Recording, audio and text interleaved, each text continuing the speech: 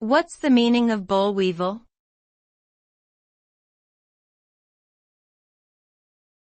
Boll weevil.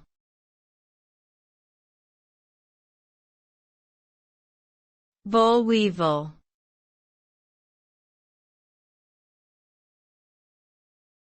Boll weevil.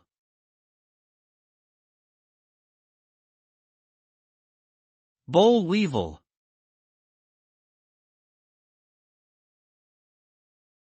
The boll weevil is a type of beetle that feeds on cotton buds and flowers. Its arrival in the United States in the late 19th century caused significant damage to the cotton industry in the southern states, leading to widespread economic hardship. The infestation was particularly devastating for African American sharecroppers, who were already struggling to make a living. The boll weevil ultimately forced farmers to diversify their crops, which helped to improve the overall health of the agricultural industry in the region. Today, the phrase boll weevil is often used as a metaphor for any destructive force that causes widespread damage or disruption.